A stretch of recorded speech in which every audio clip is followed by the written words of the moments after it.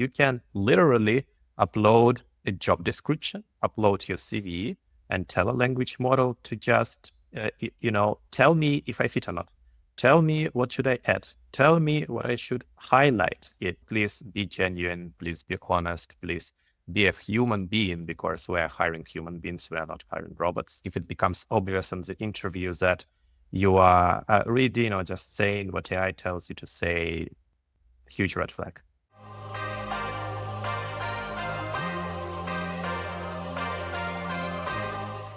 Well, Alexei, welcome to the Alooba Objective Hiring Show. Hi team. Thank you so much for having me. I'm very excited. Yeah, so am I. And what better place to start if we're talking about hiring and data than AI, because that is the ultimate in buzz terms. And everyone's talking about AI in almost every context you could imagine in their day-to-day lives, in society, in the media, in work. And what I'd love to start by talking about is AI in hiring. And have you used AI so far in hiring yourself? Have you seen candidates use AI? And perhaps you can then delve into a few other areas after that. Right. Yes, that's definitely, you're right. Hot topic everywhere. And what we're trying to do in Carfax Europe is definitely increase the adoption of AI in all areas of the business, be it customer support, software development, everywhere. Although I must say HR hiring processes, recruiting is a tough one. And there are multiple reasons for that. One is we're based in Germany, Europe, which has a tough data protection laws. And as you know, recruiting has to do a lot with personal data. You deal with real people, with real names. They often leave their addresses, phone numbers, other information about themselves, their hobbies, everything on CV. And I think what we're obviously always evaluating how we can do it and what works, what not. Can we use some AI language models in kind of a protected environment and do something in that area? But that's obviously the very first concern when you talk, in particular in Germany, about using AI on any sort of data involving personal information. Tough one. So as of now, we don't use it, but I'm very, very curious and excited to find out ways how AI can help us in that. And that's on your side as the hiring company. What about on the candidate side? Have you seen candidates use AI in hiring? I'm sure you have. And if so, where in the hiring process do you feel like they're currently using it?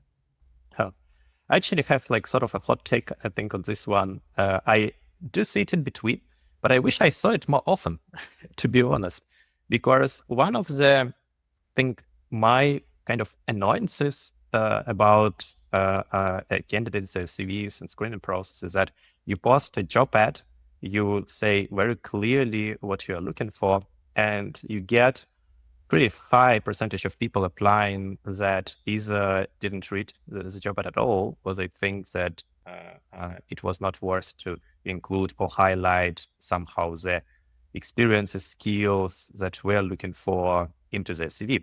And this is so easy with AI nowadays. You can literally upload a job description, upload your CV, and tell a language model to just, tell me if I fit or not.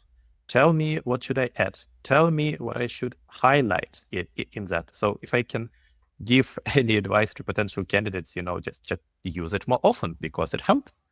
And we'll find ways how to combat it if we do see that somehow out of 50 CVs that we receive in a day, like 49 fits pretty damn perfectly to this job, right? Then we'll probably start asking questions, start thinking about it. But that's, like, from my perspective, a good problem to have. Yeah, can we please have more of that? Because then, I think we'll be living in a more exciting world. That certainly is a hot take and very interesting. And the last scenario you outlined, which is we've got 50 applications, 49 of them seem perfect, is a story or a narrative I've heard quite a lot in the last 2 weeks, where now some companies have said, well, yeah, I'm getting inundated with 200 applications. They all seem to have a very similar style and approach to them, and they all seem good, quote unquote. So I feel like a nuance in the recommendation of candidates might be, yeah, if you are a good fit for a job and your CV just doesn't show that, a no-brainer is to use AI to do that. I agree. If you have no skills or experience at all and use AI to make up a bunch of lies and apply it with a perfect looking CV that is bullshit, that is probably not the hack that you think it is. Probably not. And then I think since there is so far, at least nowadays, there is always a human behind the process, behind the screen. Since again, like we prefer not to use it as of now for data protection reasons. It will be visible. I think if you see a CV that is from top to bottom completely AI generated, it's kind of gonna be obvious. When you look at a good number of CVs and talk to people in the past, you would see it. I think, yeah, that's another really good tip there for candidates, because if you're a hiring manager, yes, you've seen hundreds or thousands actually of CVs in your life. And if you're currently hiring, you will have gone through hundreds of applications. You'll have gone through many, many tests. And you get an intuitive sense of what is human or not human written content. And if you're a candidate and as part of your application, you have submitted your own written content, which is imperfect and is written like you write it, and then you've added a bunch of ChatGPT stuff next to it, as someone evaluating two side by side, is very, very obvious. Yes, that's absolutely correct. So I think it's similar how cheating in school works. If you are smart about it, you won't get caught. So I think if you are smart about it, I absolutely advise, first of all, not to cheat in school. Second of all, do use AI when you apply for jobs, but just don't copy and paste stuff, okay? Ask for advices, ask for things that you need to change. Ask, imagine I am a recruitment manager and this is my background. I don't know. Imagine I'm Alexey, data director in company ABC.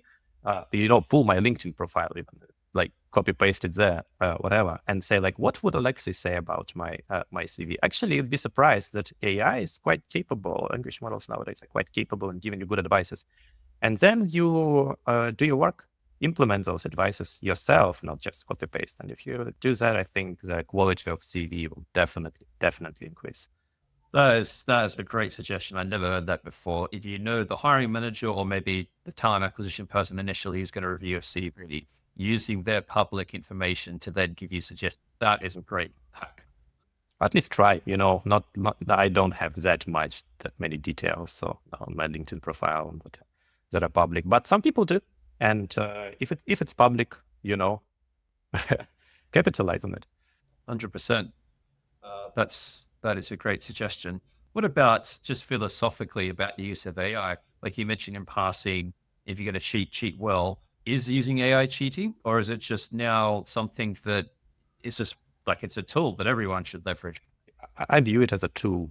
I don't view it as cheating, but that again, it depends. This is kind of a tool what can replace your thoughts completely with its own thoughts, and then it's, I think, just stupid. Why do I need to hire you?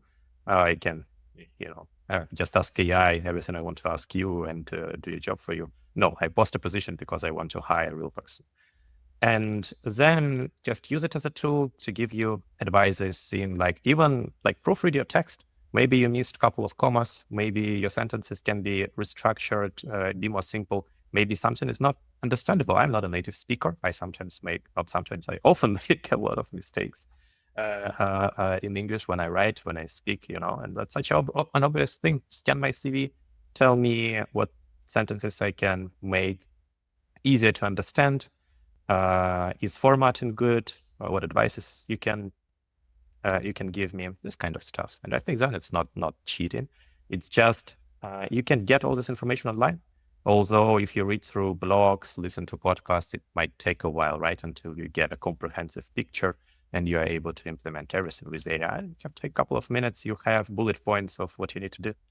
What about, is there any bit of the hiring process where you feel like using AI, even if it's in a considered way like you've just outlined, is there any process or any stage that it's still kind of off limits? So I'll give you an example. We were recently hiring some people into our team, and we had an application and assessment process. And one of our questions in that process was, imagine it's day one for you at Alooba. What are the 3 things you would like from us to give you the best chance of success? So this question was like very personal and specific. I just wanted to know exactly what this person needed so I could give that to them. I was amazed by how many candidates use ChatGPT for that. And I thought, well, I don't care what a large language model thinks about this arbitrarily. I care what you think. No, but that's completely fair question, because it then goes into the interview process, right? And there you are completely right. You know what? Please don't use it. You can use AI before the interview to again help you prepare. Like ask what questions you should ask. Here is a company that I'm applying for. Can you look up information? What questions should I ask? What should I not talk about myself? Highlight, not highlight. You use it as like a sparring partner to prepare for the interview. But on the interview itself, no. Please be genuine. Please be honest. Please be a human being, because we're hiring human beings. We are not hiring robots, at least for now. I think when we do hire robots and or particular AI models, we'll have a completely different hiring process. Even if we do need a hiring process, now it's like a marketplace, right? You just go click whatever you can get out there. So yeah, no, I think that's a no-go, which I think if it becomes obvious in the interview that you are reading or just saying what AI tells you to say, huge red flag. What we're hearing quite a lot at the moment, I think because of maybe suppressed market conditions and AI, and there's then this high volume of applications, candidates are also seeing this high volume of applications, probably getting worried, probably then applying for more roles, and it's treating this like vicious loop. And that then means candidates, I guess, per application are more likely to be getting rejected because there's more applications, so you're getting rejected more often. This sometimes can breed a little bit of distrust into candidates, a little bit of like, woe is me. I feel like the world's against me. Now, sometimes I feel like hiring processes are a bit unfair. I don't think the best candidate always necessarily gets hired. What about in those early screening stages where you're applying with a CV, you're going through a job ad? Are there any ways that we can make the process a little bit fairer, a little bit more objective, so that the quote unquote best candidate is more likely to get through? Yeah, excellent question. I think a very complicated one at the same time, since I agree to that. A process can be unfair, and we are all people evaluating other people. We, by our nature, cannot be 100% objective. That's why we'll also involve other people in the interview process. It's usually not just one person interview, and you have usually multiple rounds with multiple people. We're trying to be as objective as possible. And I remember before I was at a position where I hired people when I was mostly applying myself and studying in the university, when I heard online and somewhere that, you know, when you apply for a job, your CV is looked at most, I don't know, 20 seconds, 30 seconds. I couldn't believe it. I was like, yeah, but how come? I spend so much time preparing it. I look for a job, I apply, I send it out. How come like a person can be so inconsiderate that they spend so little time looking at what I have prepared? And now I get it. Now we do the same. One of the team leads in our company, Giuseppe, and his team are now in the hiring process, and she put it recently in a very funny way, because that I think is actually like I can relate to it. I can see how that's exactly what is happening. She said that the face when they screen CVs, they call it as a team Tinder face, because it's exactly like that. You open a CV and you pretty much almost immediately you scan it and you swipe right or left. And that's, imagine as a candidate, if you ever was on Tinder, that's exactly the time you look at maybe the profile picture and the amount of time you spend to decide swipe right or left. That's exactly the amount of time hiring manager of the team decides if they swipe right or left. So, but that's very important to keep in mind, right? Because when you know it, you can do some things that might help you. I think like just imagine what are some of the big red flags when you look at CVs. Don't have them. Don't like formatting has to be clean, right? That's the very first thing that you see by opening CV. Please be clean. If you trust your kind of design abilities, please go ahead, design a nice looking CV. But if you know that's not your strong choice, and if you put, I don't know, in some example, like 10 different colors on a CV and rainbows and whatnot, maybe use a template online might be find it helpful. So I think just don't have those red flags, and imagine just like it maybe show your CV to friends, right? And ask them, I show it to you for 10, 20 seconds. Don't read through it. Just scan it really, really quick and tell me your thoughts. Use those thoughts. Yeah. Maybe ask AI again. Yeah, same question. Like, of course, AI doesn't have anything like, I spent 10 seconds looking at it. In 10 seconds, it like scanned your CV completely and like related it to the information on the internet. So it's insane. But still, you can even ask it, like imagine you're a human being, ask what I would say, just having a 10-second look at your CV. So yeah, I mean, to sum up, yes, it's unfair, but there are definitely advices. I think it's pointless to go through it. We can probably have a whole podcast on the CVs, what to do, what not to do. I'm pretty sure you either did or is planning to anyways. And I think implement that. Don't be surprised that the process is unfair, and don't be discouraged by it. Again, we're all human. I know that we try to be fair as much as possible, and we'll never be fair 100%. We'll probably miss out on really, really good candidates in this process. I'm pretty sure. That's a great perspective that you just outlined there, because God, how much of life's disappointments come from a mismatch between expectations and reality. So you go into it thinking that you will be treated 100% fairly all the time. You are doomed to be very, very sad, I would force. Very, very true. Yes. Need to chill a bit and, so yeah. I feel like it's probably also worth differentiating between the things that you have some control over and the things you don't. You just outlined a whole set of practical steps any candidate could take to give themselves a slightly better chance of getting a foot in the door. But at the end of the day, as you say, if a hiring manager has 800 CVs and they're looking at them for 10 seconds each, and by the time you've got the 400th, you want to quit your job because it's so painful. Of course, the 401st maybe isn't going to get the same level of attention. That is only human nature. And you have no control of that, really. Yeah. I have an anecdote that I read long ago online about it. And it's like a senior and a junior hiring manager talking, and a junior hiring manager comes to senior one and they say, okay, what am I going to do? I have these piles of CV to look at. I can barely hold it. And the senior hiring manager is like, no worries. He takes the top half of the resumes and he throws it in a trash bin.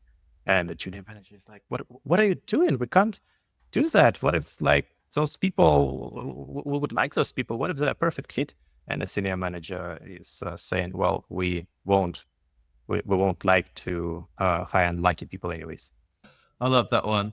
I feel like there's an almost identical anecdote, but for university professors giving out their grades by throwing the CV at the paper across their stairs. And it's like A, B, C, D, E, depending which stair it lands on. It's the same kind of process.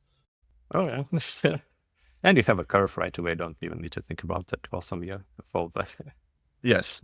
Your approach is more moral and objective, as good as it can be. But this is one area where I think AI could drastically help. And it is also slightly frustrating to see, personally, some of the legislation that's spun up in places like New York, California, and also the fairly onerous GDPR laws in Europe, which I feel like some of them are maybe well placed and come from the right place, but are having perverse outcomes. So there's one in New York specifically called the Automated Employment Decision Law or something, which basically says you cannot use any kind of automated hiring tools unless you go through these ridiculously long list of steps. Yeah, isn't it exactly the opposite? Shouldn't you use automation to exactly to prevent bias? And maybe you say exactly to prevent bias because humans are in its nature are very, very biased. Yeah, and I feel like the early, if we keep doing like CV screening, surely it's a no-brainer to have a guarded, more unbiased AI going through and scoring against a very specific criteria, where it's not looking at someone's photo or their name or their blah blah blah. It's just giving you a score. Surely that's going to be better than a human reading their 800th CV that day. Yes, and I do agree in that. It might lead to a slightly better future in this regard. So here I'd be also careful to use it in 100% of the cases.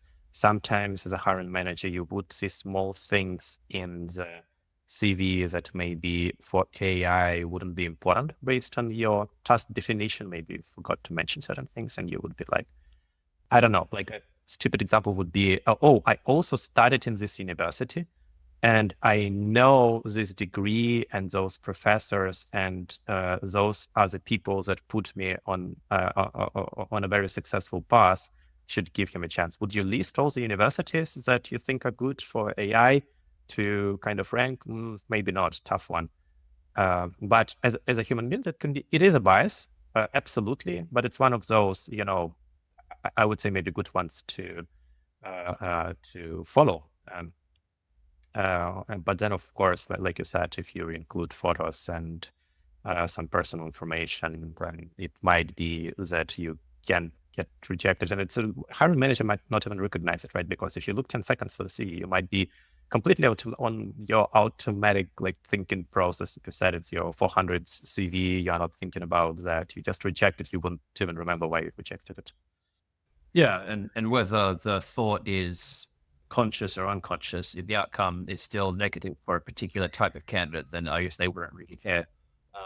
There was a really interesting study in Australia a few years ago, and I'm sure there's been the equivalent studies in Europe and England and America, where they would get tens of thousands of CVs and apply en masse to different roles with different groups of CVs, the only difference of which is the names on the CVs, to then test bias against ethnicity. So they did one in Australia where they had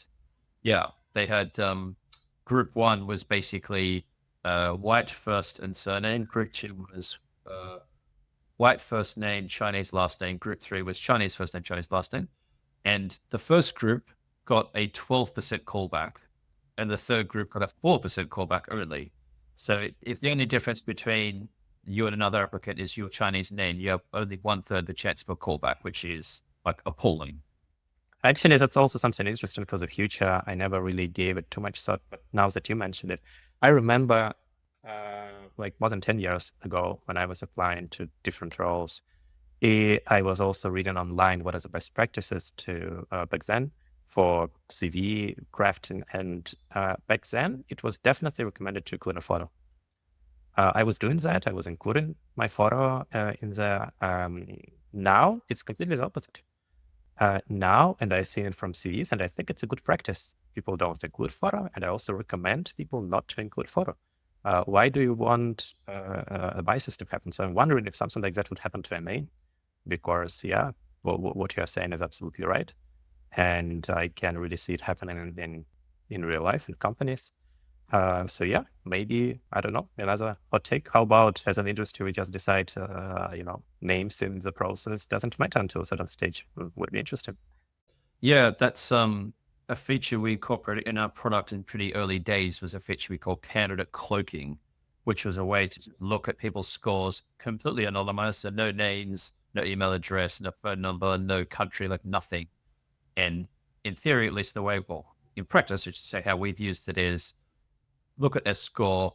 If they scored above X, this person gets an interview. So at minimum, a person can get a foot in the door. Like I could still be racist, I could still be sexist, I could still be completely biased, but at least we've given them a chance to get in to the building. I feel like that's an improvement on the current situation. Oh, that sounds great. Like, again, I would be probably, if somebody would try to implement this system in Carfax, I would be very careful because I would have this feel like, okay, what were I missing out on? What if like, can I always put numbers that on people, right? Can I always describe somebody well enough with an algorithm? We shall see. And yeah, it's interesting, as you say, that the kind of recommendations on let's say, a photo on a CV or not varied through time. Also for candidates, what they should think about, I think, is their market. So I've had the fortune to hire in numerous different markets. It is very common in the Philippines to put Roman Catholic as like very prominent right at the top of the CV. In India, I've seen plenty of candidates put their caste on their CV.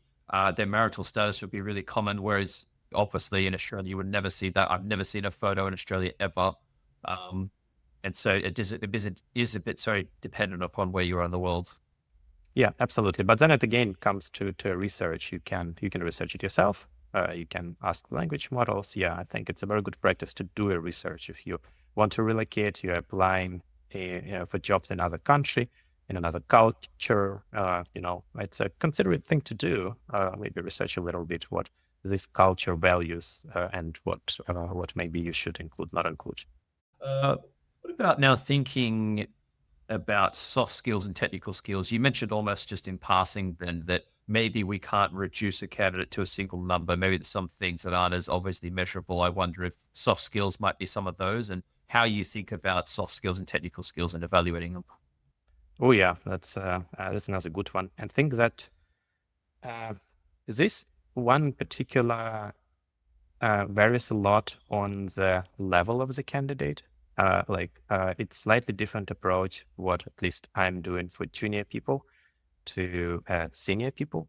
So for example, when you interview junior people, they might be fresh from university, they might have just a couple of years of experience. And I put a little bit more emphasis on technical skills because those, I want to get a feeling what they already know. How far did they get until this stage, and I kind of trust them more to develop soft skills as they go, because I know they just started their career. They might not know even what they should do, not do, how to approach different scenarios. For senior people, on the other hand, it's almost completely the opposite. I trust that by, when you have 10 years of experience, you probably know your stuff. I can ask maybe architectural questions, but I would value much more even how they solve particular problems, what value they delivered for the business, much less if they know a particular library or they worked in a particular framework, in a particular language. Also, senior people can learn a completely new language like in no time. But soft skills, on the other hand side, they developed. They've had experience, and I think they usually accomplished as a personality. And yes, it can be a debate, can person really change or not? It would be more difficult for them to change their soft skills. So there I would put more emphasis on really trying to understand from the interview how they communicate. Do you like their style of communicating or not? Do you like them as a person? Do you think they fit in the culture of your company, in the team culture, in the team dynamic?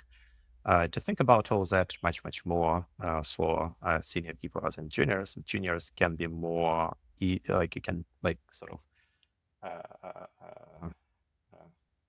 change them from soft skills perspective easier. That's a great distinction you've made then between the leveling and the expectation over whether or not the soft skills can change, because typically I would hear people saying the soft skills are not fixed, but harder to change. Technical skills are easier to learn, but the fact that the grads or early stage career people maybe are more malleable and just don't know what they don't know. They might not know the nuance of business communication, and that sending a 100-page email to the CEO maybe isn't the best idea. Yes, that's exactly right. Yes, so it kind of gives them, cut some slack for them in that regard. But then if you applying for a data role and you, I don't know, stupid example, don't need types of joins, something like that, and SQL, never touched Python. Okay, what are you doing? Yeah, you can do it on the side. You don't even need to study it. What about then thinking about measuring these different things? Because you mentioned in passing then in an interview, even likability might be a factor that you rank the candidate on. Are you explicitly having this as part of a scorecard where you say, well, likability is worth 10%, let's grade them out of 10 on likability, or is it more? No, I think for me it's more intuitive. And when I ask, sometimes I actually present in between on very different stages of the interview process. I sometimes choose to be directly on the screening and have a first call with a candidate, depending on the role, depending on the situation, if you want to distract a team or not, all that. Or sometimes I was at the very last stage of the interview. So when the team is happy, HR is happy, everyone is happy, and you just want to kind of get to know a person. So that depends a lot on the stage of the interview process, I would say. But I think it's very, very important. Like that's what I usually ask the team when, let's say I'm actually at the last stage and they already had a call with a candidate. I like to know from them, from actually each individual that was on a call, if one, they think a person can do a job. That's, well, perhaps the most important thing. And that can be scored to objectively verified. Then two, if they think they can learn from a person, varies a bit on the level. Junior, senior might have different answers, but I think if you bring somebody into the team and into the company that the whole team is convinced, you know what, they don't bring anything, we can't learn from them, even if they technically can do the job. Well, we don't need wheels in a mechanism that just spins that we just replace once in a while. We need people. And it would be, what kind of development do you see in the team that you never bring people from which you can learn? So, and the third one is, do you like this person? Do you like them as a colleague? Do you like them as, would you like to have a beer with them at the evening? Or, I don't know, tea, coffee, whatever. I think that's very, very important. Like if you can learn from a person and they can do the job, but you simply don't like them, you can't even explain it. Maybe they're nice individuals, but conversation doesn't flow, the interests don't match, everything is always a tiny bit awkward. For me, it's a flag to consider and just say, well, maybe we're not a good fit. And that can't be put to a number. It's more like very subjective feeling. I usually would not rely on just my feeling when it's like that. But if I feel something and then a bunch of other people are saying also like, yeah, you know what, can't really explain it, but like if I didn't really like them, I don't know why, like didn't like them. That would be a no. So we want to have a definite yes when we make a hiring decision. And if it's like, yeah, kind of fits, but we don't like them, then it's a no. So it's important to answer your question. And I don't think it's very quantifiable. It's subjective, it's biased, but at the same time important. It's so, I'm so torn personally on this one myself, because yeah, like anyone else, why wouldn't I want to hire people that I like? That's going to make working with them more enjoyable.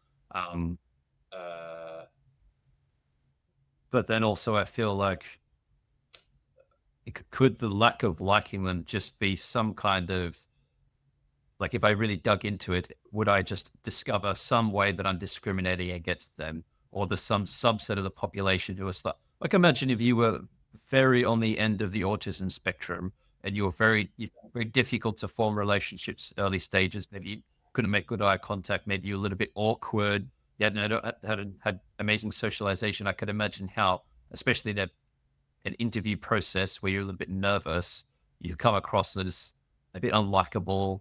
Maybe you put your foot in your mouth a little bit, say the wrong thing. So I'm just slightly torn. What do you think about that? Excellent thing. And that happened to us on multiple occasions. And I actually do have a recommendation on what I think works in those cases. Have another call, have another meeting, reflect a little bit on the situation. And even like I said, like if you start asking a question, like, was I completely fair? Was I maybe a little bit wrong in thinking that? Was the candidate too nervous? Those are fair questions, and you can test for those. Have another call, and I think you can even be honest with candidates when it comes to that. They would appreciate it. I would have appreciated it for sure. And you can say, hey, like, can we have another call? If you are in the same location, try to have lunch together. Why not? See if a more informal kind of setting would help. It might, and then your opinion might change. So I think Doubting is fine. Again, we're not perfect. It's completely fine that after 1 hour, 1.5 hours, you didn't get the complete picture. See if candidate is open to have another conversation. You can say, you know what, let's have a more informal one. See what they like, what they don't like, kind of movies, whatever. Yeah, that is really helpful, practical suggestions on how to deal with that kind of scenario.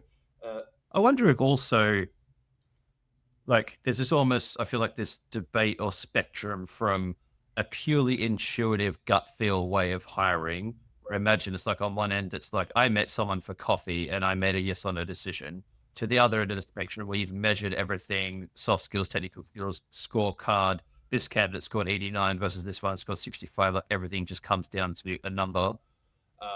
I wonder if maybe I've dismissed a little bit the gut feel for being less intelligent than what it is. Like if it's this thing that we've developed over hundreds of thousands of years and we just don't understand how it works properly, that doesn't mean it's not telling us something. So it could be still telling us signal, not noise, is what I'm trying to say. Oh yeah, I do believe that. I think you have to listen to intuition, have to listen to your feelings. You don't need to rely on them 100%. I think it's stupid. You need to, look at numbers, try to find objective methods. But yeah, the truth is probably somewhere in the middle. And I can assume different companies would choose to dial it up or down according to their needs. I can imagine if you have a huge corporation, well-known, and you have hundreds or thousands of candidates for each role, maybe you cannot afford a Tinder style of screening when a hiring manager with their team just sitting and every day look for thousands of CVs. Maybe you want a system to first recommend what you look at, and that makes a complete business sense to me. Maybe if you're a startup and you are now hiring first team, you want to establish a certain company culture because you believe in certain values and you want to find people that believe in similar values. You can't put it on a scorecard. Then your dial need to be, you need to have some objective measures. You'll probably value this personal feeling / intuition much, much more. And I also seen it like with smaller companies, at least in Germany, it's a very, very common approach where you almost always have a round with like a CEO of the company, a managing director, somebody. And I think that's exactly what they do. Would they ask you types of SQL joins? No. They seemingly ask very weird questions, but all of them drills down to like, do I think a person fits culturally? Do I like them? Do I like them to grow with my company or not? Do they share my values? This kind of stuff. And that's comes mostly, I guess, from the intuition.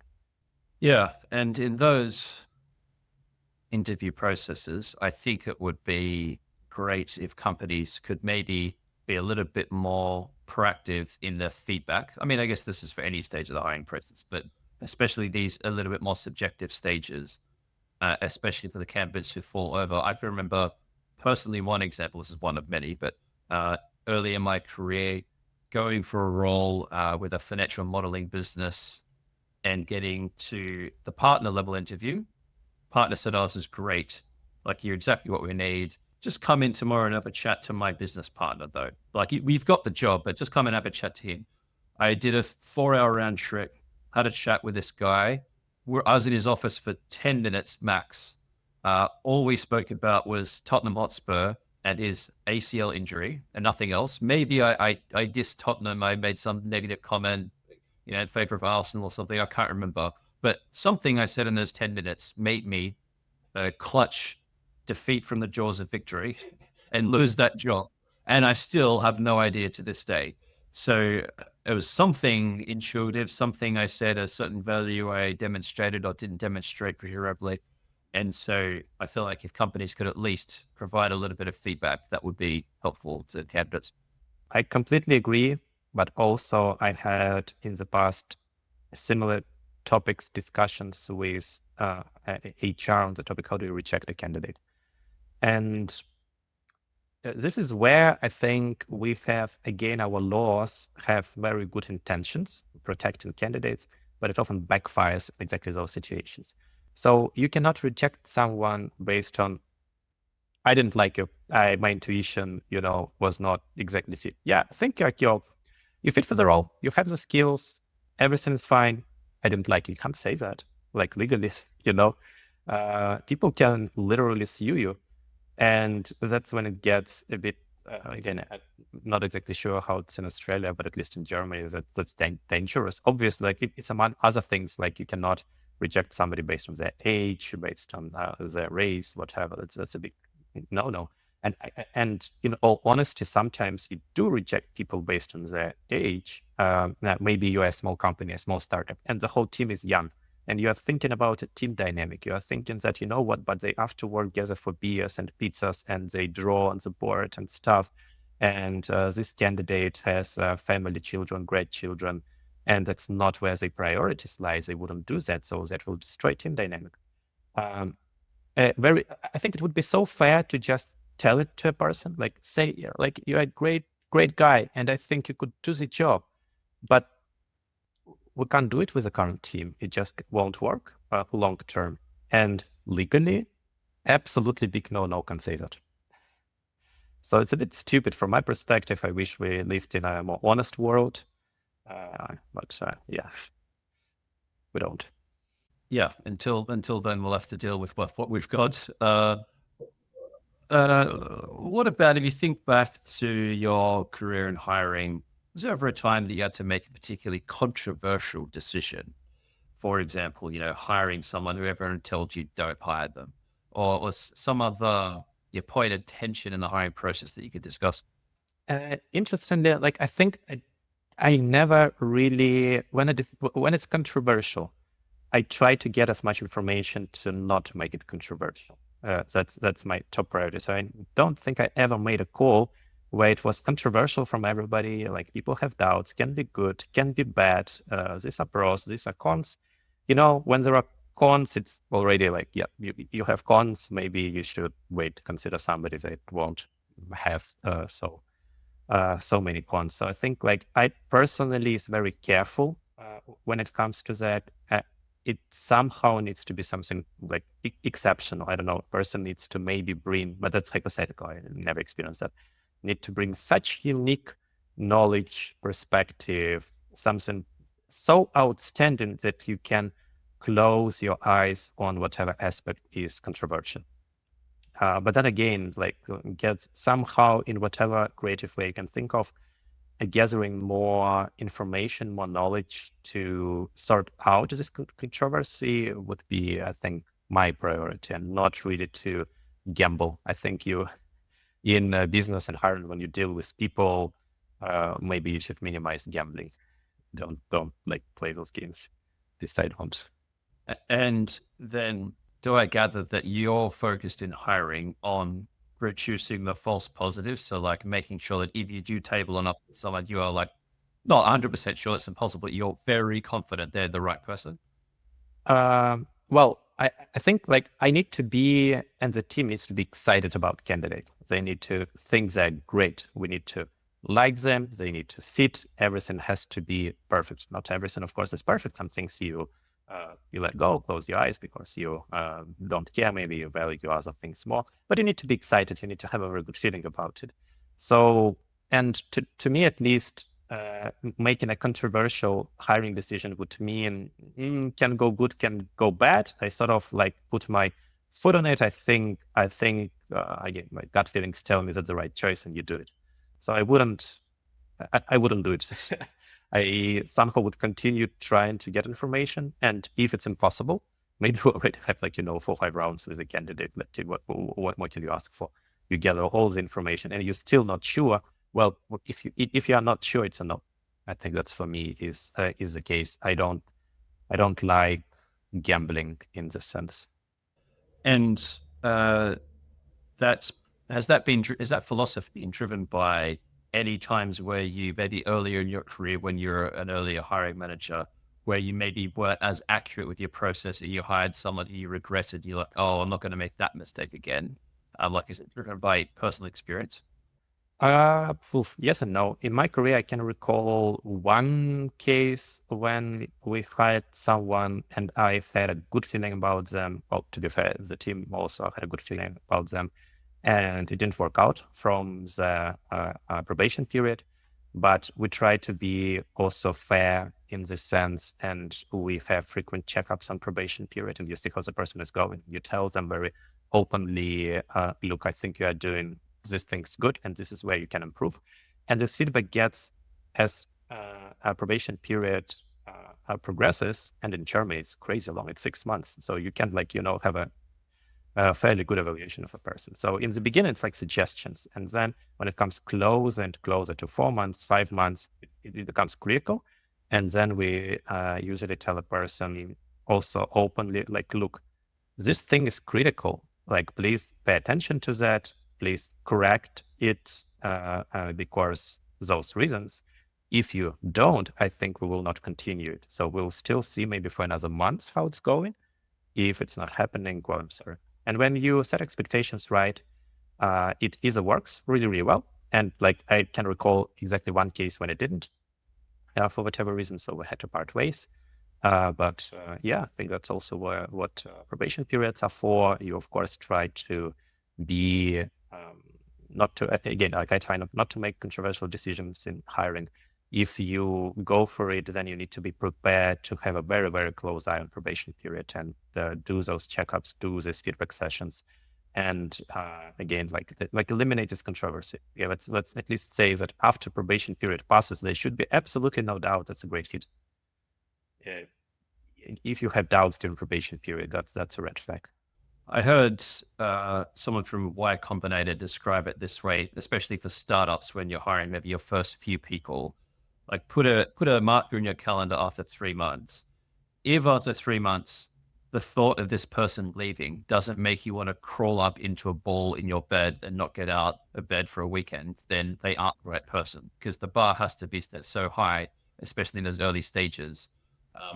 What I'm interested about is, were you ever in maybe a hyper scale up company like in 2020, 2021 that had endless money and was like, Alexey, you have to hire 40 people in the next 3 months?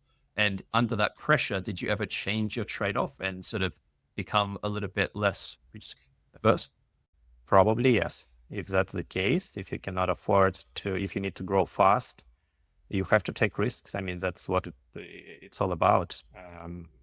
Ideally, I would like to think of ways how to minimize this risk, but then of course, that's the priority. We need to hire 40 people in the next couple months. You'd have to make risky calls, and then you have to be transparent with your managers that you would have to correct it as you go. And some companies do. And that's exactly a very, very good question to always think about. Having the knowledge that I have today, or what you said, would I hire again this person, right? They can be working for a couple of months, or they can be working for maybe a couple of years. If the answer is no, you need to reflect on it, and maybe it's better for everyone to part ways. And if that's a case of these hyper scale ups, you have to have those conversations with yourself frequent and make those tough calls frequent. That's probably what makes it very, very challenging in those situations. And it sounds like it's almost a case of the hiring process doesn't stop when they sign the contract or on day one. It's almost like throughout that whole probation period where you need to be really checking in a structured way to make sure they're hitting your expectations, because you still, I guess, have that opportunity to then change things before it's over. Yes, I believe that's the case, because all human would try to be objective during hiring, but we can make mistakes. 5 of us can make the same mistake. We should be, brave enough to correct it and fair enough. Like, I think it's bad taste if you fire a person from probation period and they were thinking they're doing a great job and they have absolutely no idea why it happened. But if you are fair in it, you kind of also minimize the emotional load on that, because you are open and honest with a person, and they won't be questioning like, what did I do wrong? Yeah, if you're firing someone and they are shocked genuinely, then something's gone awry. And I feel like maybe that's for first-time managers, even in my own experience, one of the hardest things to do is to have hard, honest conversations that you don't want to have, especially if you're a conflict avoidant kind of person. The last thing you want to be doing is telling someone, you know what, there's a lot of issues you've got at the moment. You have to fix them. That's an uncomfortable conversation for many people. It's very, very difficult. I know that for sure. I don't think I'm very good at it. Like, and it's probably easier when a person, like, if you imagine a person that is completely not fitting, kind of a jerk to everyone, not doing their job. Yes, it's easy, but that's not real life. It doesn't happen quite often. Person shows up, is doing their job, are polite, good people to go around with. And then like, it makes it so much more difficult because you need to give maybe bad feedback to, again, somebody you liked from the interview process, somebody that you have good feeling about. But now that you work with them, you see other signs, you see more objective metrics. And again, I'm lucky enough not to have that happen often, really, really lucky. But I can imagine like in hypothetical situations, bigger teams, bigger companies, tougher deadlines on all aspects. Oof, yeah, that's that's a tough one. Yeah, well, you say you've been lucky, but I'm sure it's also having a thorough process that you've outlined and doing things the right way and following the steps and measuring what you could that has led to the outcomes being consistently strong. Maybe a little bit of luck in there, but some good forethought as well. Yeah, well, thank you. I hope so too. But luck is definitely there as well. I guarantee it. I feel I'm a lucky person in general. So yeah. I'm at this bottom of this pile from my anecdote before, just because generally like it. Alexey, thanks so much for your time and your insights. It's been a really great chat. Yeah, thank you, Tim, so much. Thank you for having me. And I've had great fun. Thank you so much for questions.